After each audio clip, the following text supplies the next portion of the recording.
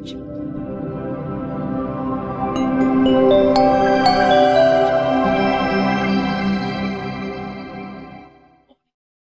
Namo tassa bhagavato arahato samma sambuddhassa. Namo tassa bhagavato arahato samma sambuddhassa.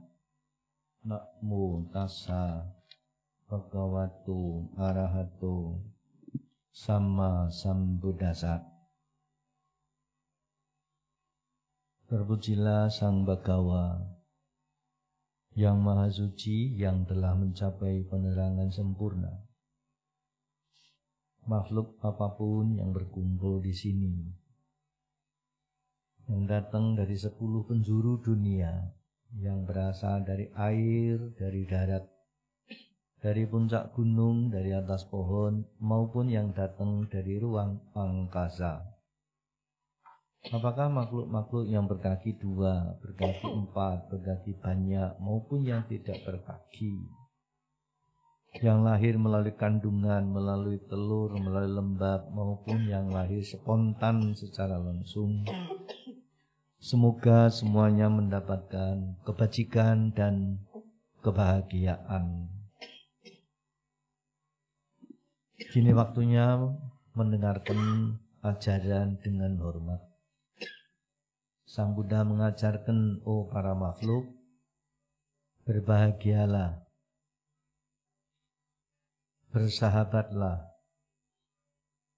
perhatikanlah, perlakukanlah umat manusia dengan cinta kasih.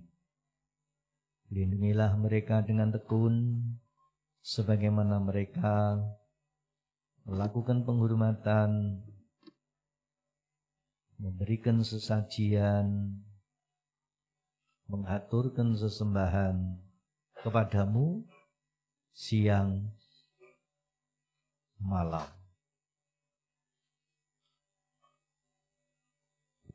Bumi langit ini seperti ayah ibu, memberikan yang terbaik, melindungi anak-anaknya, memancarkan pikiran kasih sayangnya tanpa batas, ke atas, ke bawah, ke samping, dan sekeliling, serta berpesan. Pesan-pesannya, jaga baik-baik kekayaan alam, gunakan dengan hati-hati warisan harta bumi. Jangan menipu, jangan menghina siapa saja. Jangan karena marah dan benci mengharap orang lain celaka. Karena itu semua hanya akan menjadi sebab-sebab bencana. Pesan lainnya, orang bodoh kalah dengan orang pintar. Orang pintar kalah dengan orang licik. Orang licik kalah dengan orang jahat. Yang tidak terkalahkan orang-orang beruntung. Keberuntungan itu sesungguhnya buah dari kebajikan gemar berdana, memiliki moral yang baik, mempunyai pengendalian diri. Itulah kebajikan sejati bagi kaum pria maupun wanita. Doa-doanya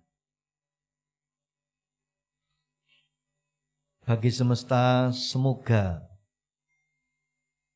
hujan turun tepat pada musimnya. Semoga tanaman tumbuh dengan subur dan berbuah lebat.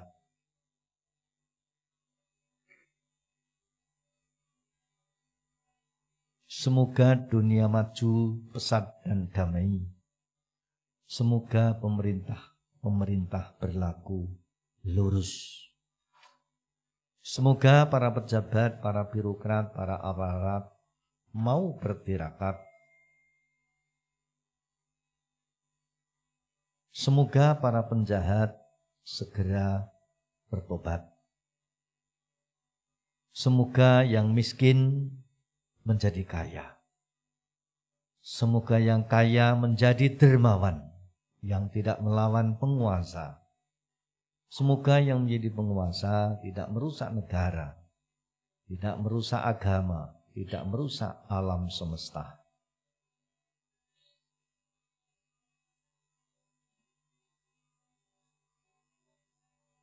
Semoga para korban segera mendapat pertolongan.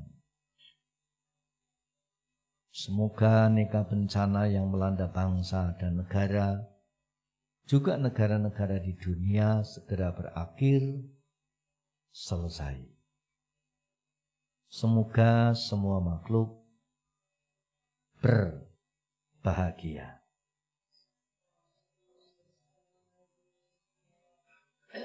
Namo Buddhaya.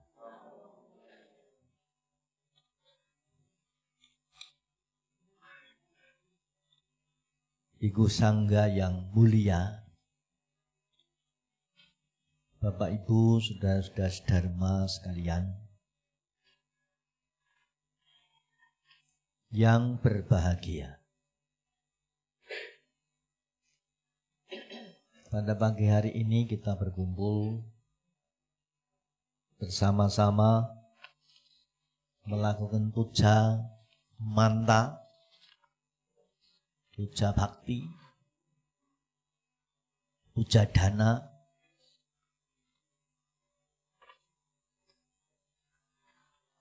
untuk menandai hari-hari penting. Hari penting apa yang kita maksud bersama di sini? Di antaranya adalah hari-hari pergantian tahun yang oleh masyarakat umum disebutkan sebagai hari raya. Raya artinya besar. Maka ada jalan raya, artinya jalan besar. Maka hari raya, hari besar. Yang besar apanya? Kandungan nilainya. Yang membedakan hari satu dengan hari lainnya. Yang memberikan nilai beda sebelum dan sesudahnya. Maka di mana di sana terdapat kandungan nilai besar yang mengubah keadaan, yang memberi citra, warna, rasa besar, itulah yang disebut sebagai hari besar atau hari raya. Maka dari itu ada hari-hari raya, hari-hari besar secara personal, secara pribadi. Apa itu? Hari lahir, hari wisuda, hari pelantikan. Itu semua memberikan warna beda, makna tersendiri sebelum dan sesudahnya. Maka hari-hari kelahiran bagi seseorang rata-rata dianggap istimewa. Tahun 85-an saya pernah diundang sebuah acara. Ternyata acara itu adalah hari ulang tahunnya. Tempatnya tidak di Jakarta, di luar kota Jakarta, di Jawa Timur. Acara sangat besar, di hotel mewah. Kemudian diisi dengan acara yang istimewa, mendatangkan grup dari Jakarta, namanya Fantastic Door zaman itu. MC-nya zaman itu digaji 5 juta. Kuetarnya itu harganya 25 juta. Itu tahun 85. Saya pikir nanti saya dapat angpaunya berapa. Ternyata sampai selesai acara hingga saat ini saya belum dikasih apa-apa. Karena acaranya dibuat malam hari, Bante sudah tidak makan lagi.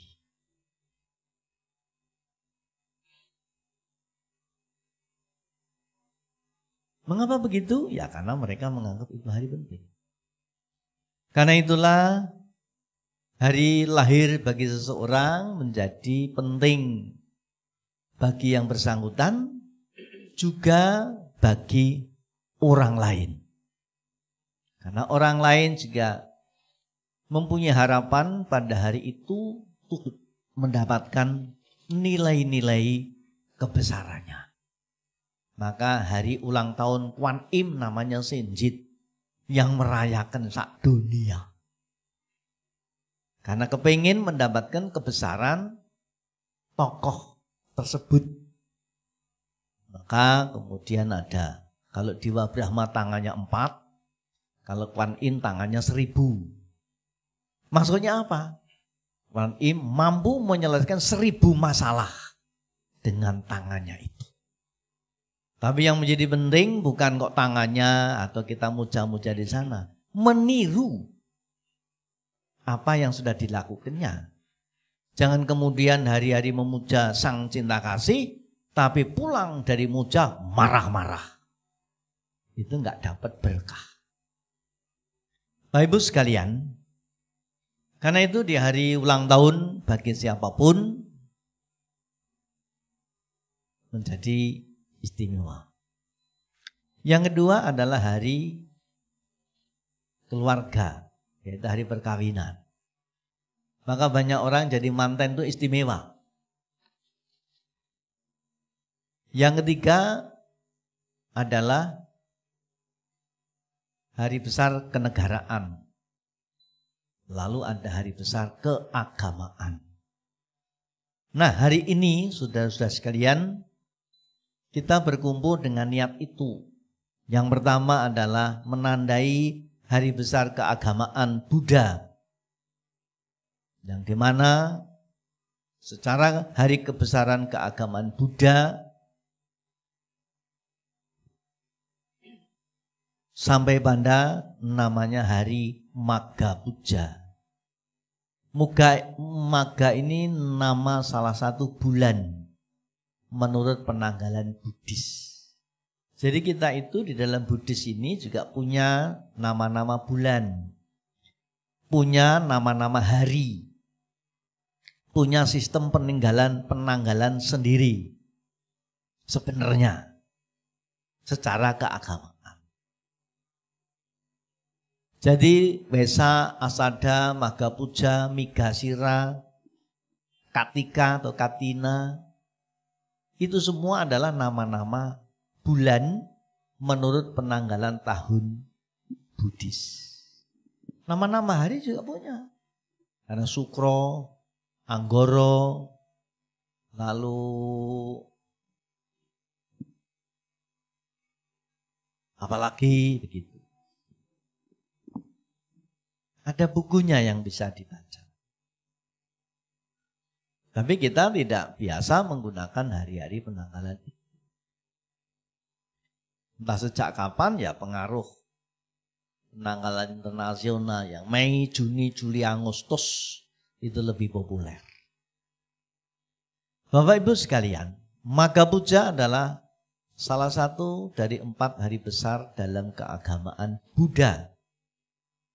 Yang menjadi penting, Magha Puja ini adalah momentum di mana 4 kejadian hanya terjadi 1 kali selama hidup Sang Buddha. Maka menjadi penting.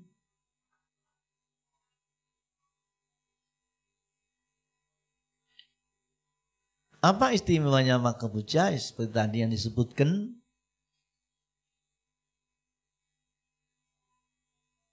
Sang Buddha berkumpul atau bertemu atau para biku berkumpul sebanyak 1250 arahat.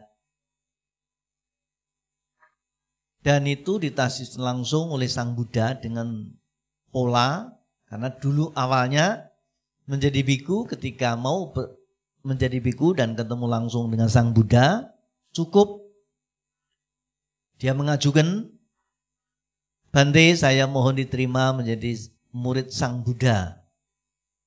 Diulang 3 kali. Buddha Dhamma Sangha itu. Makanya sampai dengan Tatyampi itu syahadatnya umat Buddha. Jadi kalau sampean mengucap syahadat kai saudara kita, asyhadu alla ilaha illallah wa asyhadu anna Muhammadar Rasulullah. Begitu sampean ngucap Gudang saranang gacami, Dhammang saranang gacami, Sanggang saranang gacami. Itu artinya sudah menerima, memilih, menerima, dan berada di jalan itu. Karena Buddha ini bukan nama orang, Buddha ini bukan person, Buddha itu bukan pribadi. Buddha itu sebenarnya ilmu, nilai, kualitas. Pada zaman itu yang mencapai ilmu nilai kualitas dimaksud adalah Pertapa Siddhartha. Siapa yang mendeklir itu, siapa yang mengakui itu, siapa yang mengumumkan itu adalah pertama Sang Buddha sendiri, lalu yang kedua adalah Dewa Brahma. Dewa Brahma menyatakannya bagaimana? Namo tassa bhagavato arahato sama sambuddhassa. Ini bukan kata-kata dari Sang Buddha, bukan dari para arahat lainnya, bukan juga dari para murid, tetapi dari Dewa Brahma. Dewa Brahma mengagumi, mengakui, menghormati, dan menyatakan, oh ini toh. Maka memuji Sang Buddha, terpujilah Sang Bhagawa yang maha suci yang telah mencapai penerangan sempurna. Itu yang mengucapkan Dewa Brahma. Sebagai guru, sebagai pemimpin yang suci, itu biasa dan umum dan banyak guru yang menganggap suci. Mungkin paling suci daripada yang lain. Tapi menurut Dewa Brahma yang membedakan guru Buddha, guru ini dengan lainnya adalah yang kedua. Yang telah mencapai penerangan sempurna. Yang sempurna apanya Bante? Pengetahuannya. Pintar terpelajar, bisa membaca lancar, tidak buta huruf.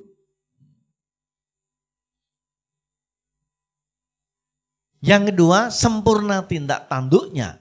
Mengatakan apa yang dilakukan dan melakukan apa yang dikatakan. Itu tidak banyak orang. Yang ketiga, sempurna kematiannya. Mati dengan sempurna. Apa mati yang nggak sempurna itu ada? Ada. Namanya stroke. Stroke pansui itu mati separuh.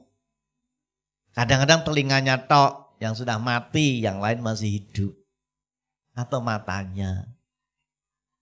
Tapi stroke mati separuh. Nah ini enggak setengah. Mati dengan sempurna. Mati dengan tenang. Tidak menderita sakit akut. Tidak dikejar lawan, ditangkap dan dibunuh musuh. Tidak disiksa, tidak terpaksa, harus mati sebelum waktunya.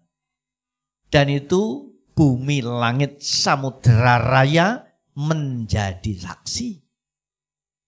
Tempat peninggalannya itu hingga saat ini masih dikunjungi jutaan manusia.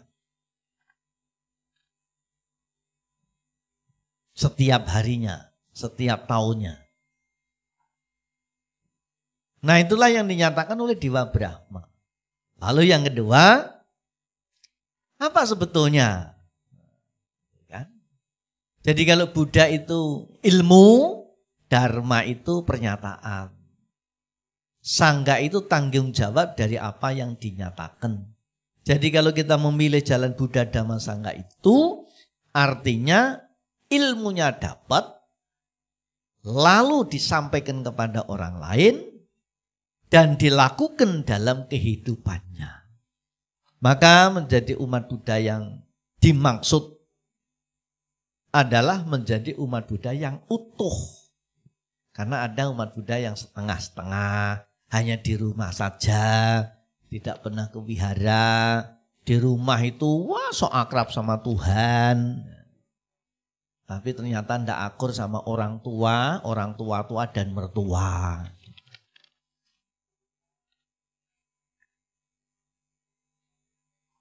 Atau hanya rajin di tempat ibadah, tapi tidak pernah di masyarakat.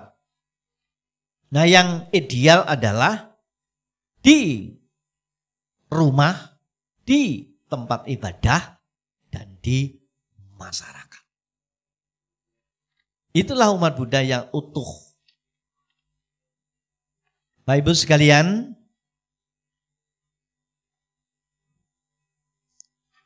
kemudian momen yang kedua, Sang Buddha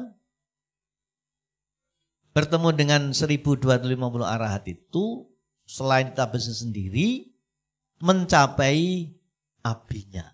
Salah dua dari abinya yang dicapai Sang Buddha. Sang Buddha mencapai 6 abinya. 6 gini.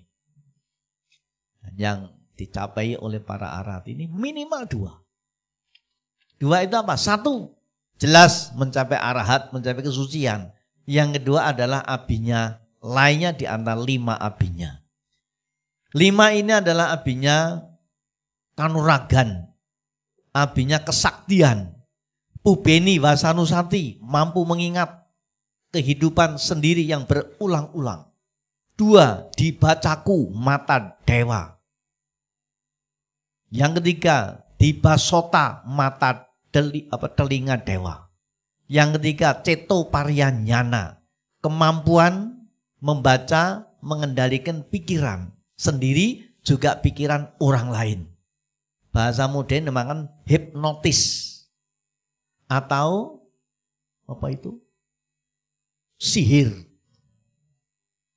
Nah, kita ini jangankan pikiran orang lain, pikiran sendiri saja tidak mampu mengendalikan. Dan yang kelima namanya idipada.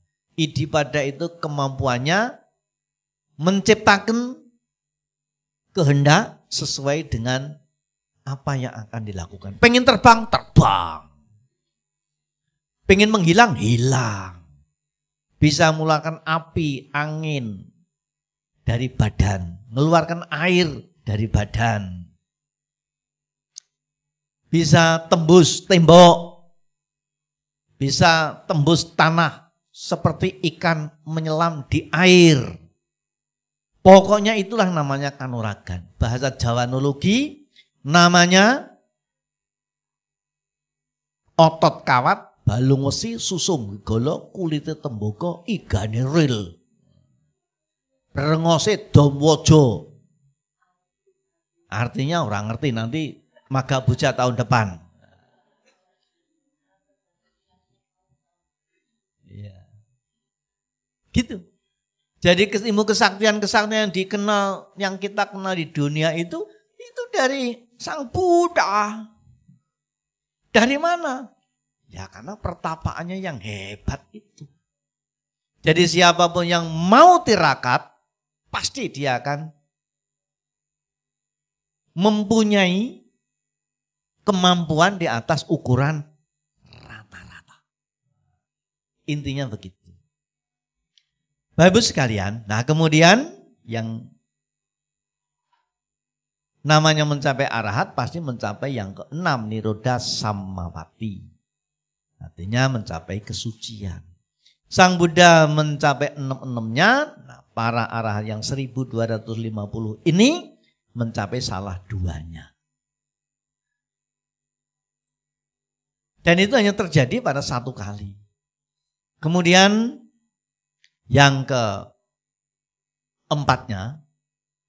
Sang Buddha memberikan pesan, inti ajaran. Karena Sang Buddha memberitahukan bahwa dari hari sekarang ini, 3 bulan yang akan datang, Sang Buddha mau parinibbana, mau wafat. Sehingga ilmu Buddha itu, Bapak Ibu sekalian, kalau mau digampangkan, menjadi 2 jenis aliran ilmu. Satu namanya ilmu putih, white magic, dan yang kedua adalah ilmu hitam, namanya black magic. Tinggal pilih mau apa, gitu. Dan itu Sang Buddha punya mencapai kedua-duanya. Maka dari itu, karena ini ilmu, siapa saja bisa memakai sampai kualitas itu. Misalnya Orang-orang yang menjalani ilmu putih atau white magic, dia bisa tahu kapan hari meninggalnya sendiri. Seperti arahat. Arahat itu bisa tahu kapan meninggalnya sendiri. Nah, ilmu kebatinan putih begitu. Namanya sangkan paraning dumadi, sangkan paran ajal kamulyan, dan seterusnya.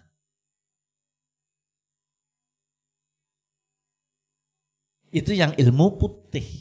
Nah, yang ilmu hitam, ya itu yang bisa menghilang. Apalagi banyak tagihan, itu gampang hilangnya. Bapak Ibu sekalian, kemudian Sang Buddha memberitahukan bahwa nanti 3 bulan dari sekarang Sang Buddha akan parinibbana, akan wafat. Karena itu diberi kesempatan kepada para murid yang masih kira diragukan, silahkan untuk mengajukan pertanyaan atau ditanyakan kepada Sang Buddha.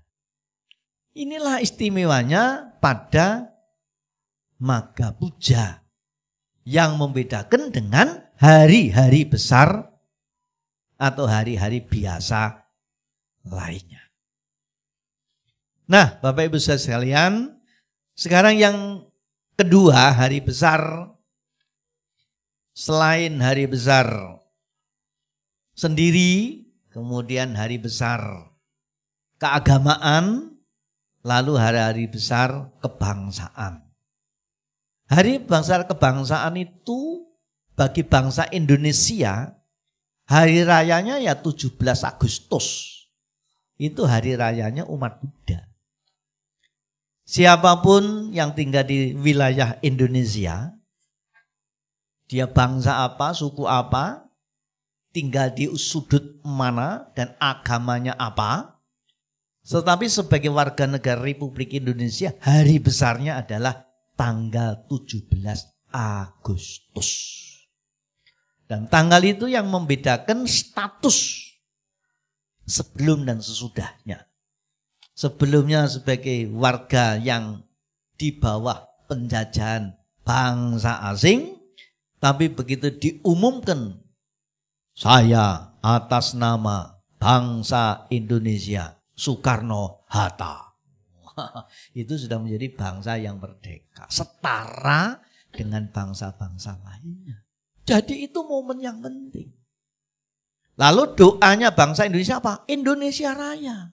Jadi Indonesia Raya itu doanya bangsa dan negara Republik Indonesia. Lah syahadatnya apa? Pancasila. Jadi Pancasila itu syahadatnya bangsa Indonesia. Maka kalau dia sudah tidak mengucapkan doanya dan syahadatnya, dia akan lumer kecintaannya pada bangsa dan negara ini. Maka itu momen-momen yang bersifat massal biasanya diawali dengan mengucap syahadat dan berdoa. Bangunlah jiwanya, bangunlah raganya, dan seterusnya. Jadi selain dibangun raganya, jiwanya juga dibangun. Sehat badannya, juga sehat jiwanya. Nah, karena itu bangsa-bangsa ini pada punya hari kebesarannya masing-masing. Nah, termasuk kemarin kita sekarang masih dalam suasana merah-merah, itu artinya hari Imlek. Nah, Imlek itu adalah sistem penanggalan yang dipakai pada masanya di negara yang bersangkutan. Nah, karena itulah kalau Imlek kenapa beda 500 tahun? Karena memang itu berada 500 tahun sebelum Masehi. Nah, yang menjadi menarik, di abad yang sama muncul 3 tokoh besar yang berpengaruh di dunia hingga saat ini. 500 tahun sebelum Masehi itu ada satu abad, 3 tokoh muncul bersamaan meskipun di tempat yang berbeda. Tapi pengaruhnya mendunia hingga saat ini. Yaitu awal abad lahir atau muncul tokoh Tao. Di ujung abad masih di daratan Cina, Tiongkok, yaitu muncul namanya tokoh Konghucu. Yang membedakan, kalau Tao ini hanya mengajarkan masalah kebatinan, hubungan vertikal diri sendiri dengan yang maha suci. Tok, ndak ngomong masalah dunia, ndak ngomong perjodohan, ndak ngomong masalah saham, ndak ada. Karena waktu itu di Cina sedang posisi pada makmur-makmurnya. Biasanya orang yang makmur tidak repot lagi dengan urusan mulut, urusan perut, baru dia berpikir masalah kebatinan. Maka kalau orang yang ngomong spiritual, tapi kenyataannya masih sibuk dengan urusan mulut, urusan perut, semprul. Karena urusan spiritual itu bukan urusan mulut, bukan urusan perut. Dan itu biasanya orang-orang yang sudah makmur. Akibatnya dia lupa berbicara masalah duniawi. Orang-orang yang sudah memasuki kebahagiaan meditasi itu tidak tertarik lagi dengan duniawi. Makanya kalau umat Buddha semua belajar meditasi, tidak lama habis nanti. Gak ada lagi yang mau bisnis, gak ada lagi yang mau menikah. Itu yang sering saya katakan. Jangan-jangan nanti akan sampai pada setiap tahunnya yang bertambah itu kurangnya. Gitu. Makanya kalau mau bisnis, bisnislah. Yang mau nikah, nikahlah segera. Hari baik tak carikan. Gitu. Kalau tong supek ji primbon ya tidak kalah dengan yang lain. Cuma tidak buka lapak saja. Bapak Ibu sekalian.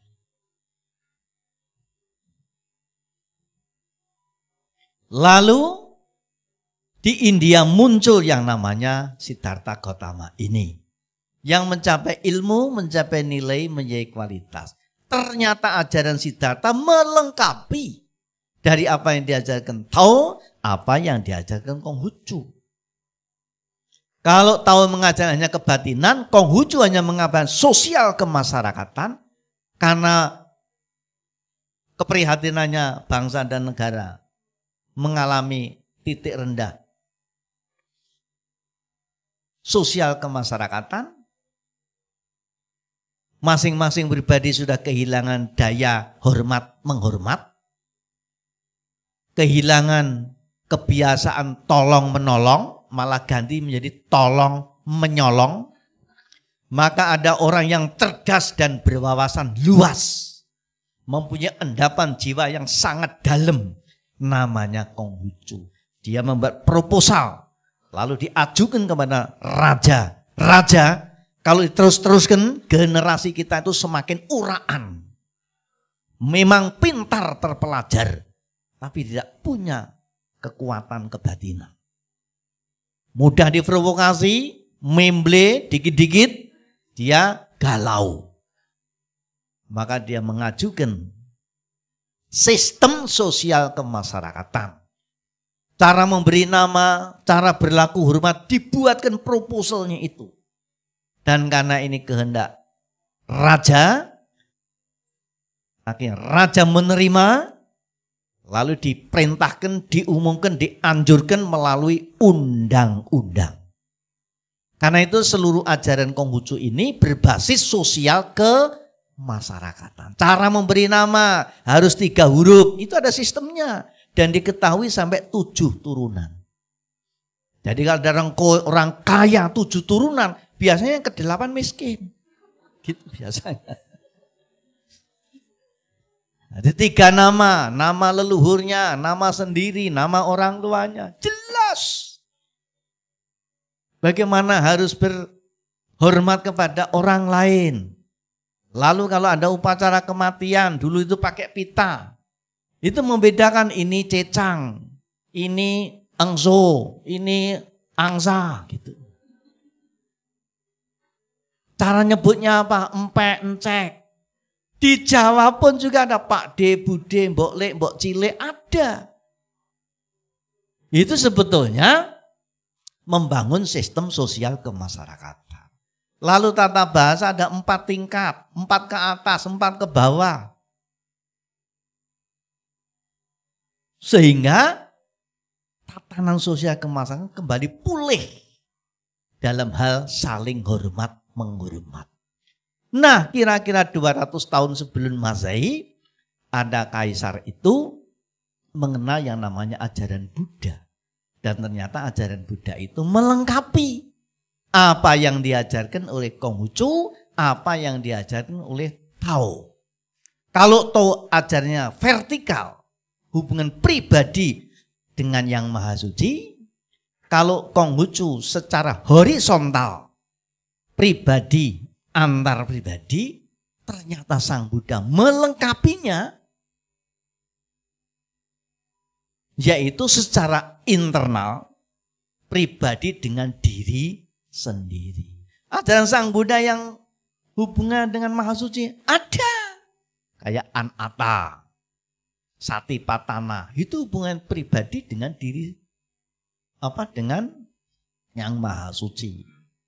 Lalu ada yang hubungan dengan diri sendiri, kayak Anatta dan seterusnya itu. Lah yang hubungannya pribadi dengan pribadi secara horizontal ada. Itu Manggala Sutta.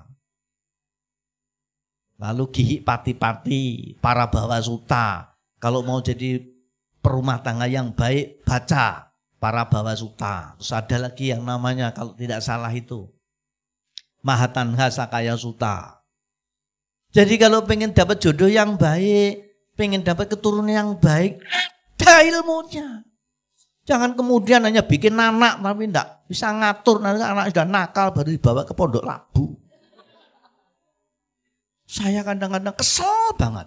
Sudah ngantuk, kesel, baru pulang, dibawai anak, anaknya nakal. Dulu mau bikin anak gak tanya Bante. Anaknya nakal baru dibawa ke Bante. Suami istri yang gegeran. Ternyata di otak-atik netone keliru coba. Enggak tanya dulu gitu. Dan begitulah Bapak sekalian, maka itu kaisar menghendaki ajaran Buddha dibawa pulang ke Tiongkok karena melengkapi ajaran yang sudah lebih dulu ada di daratan sana. Nah, jadi Imlek itu hari besar kebangsaan. Maga Puja hari besar keagamaan. Nah, sebagai yang terakhir, sekarang bagaimana cara menghormat yang mulia? Itu ternyata penghormatan yang lengkap, yang sempurna. Jadi kalau tadi ada meninggal dengan sempurna, ternyata ada penghormatan yang sempurna. Penghormatan yang sempurna itu apa Bante? Ya anjali. Loh kok anjali?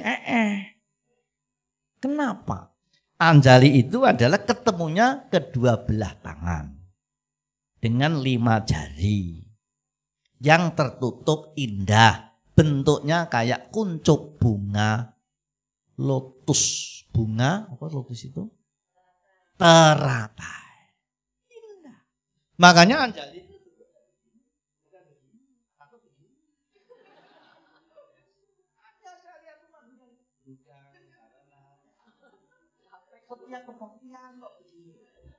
lama-lama saya tanya, loh sampai anjali ini kok begitu tuh? Ya Bante, dari 5 sila itu 3 saya langgar.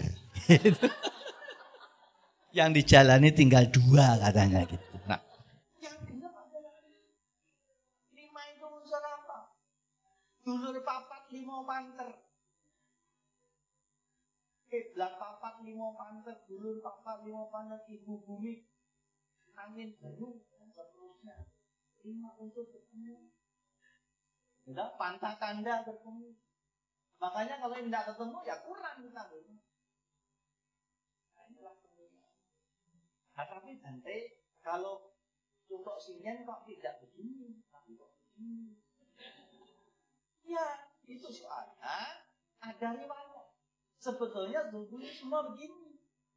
Tapi kenapa contoh yang menjadi begini? Oleh karena contoh ini kan musim dingin. Musim dingin, keluarga kumpul besar, dan jumlah banyak. Tadinya ya mungkin. Tapi lama-lama itu dingin tadi.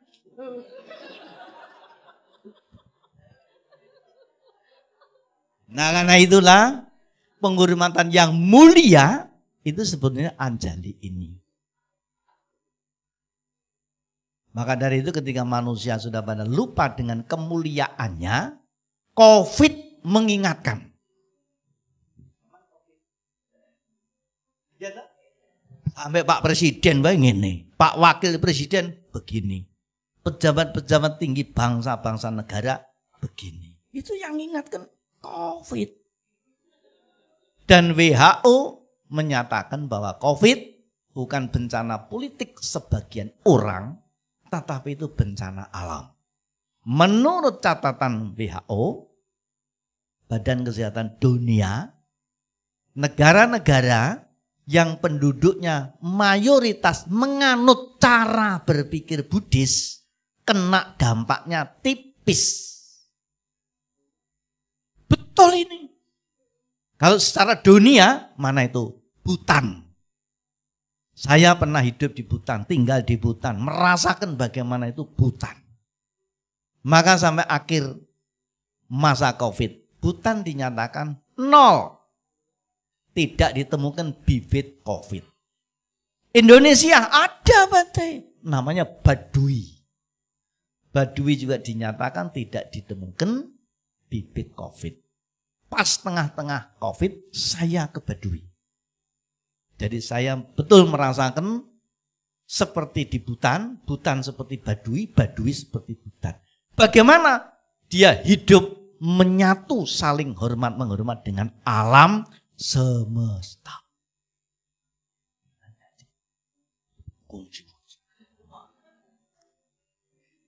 Itulah makanya hari ini kita menandai hari-hari besar. Semoga kebesarannya melimpah kepada kita semua. Sabi sata bhavantu sukhitata, semoga semua makhluk berbahagia. Sadu. Terima kasih.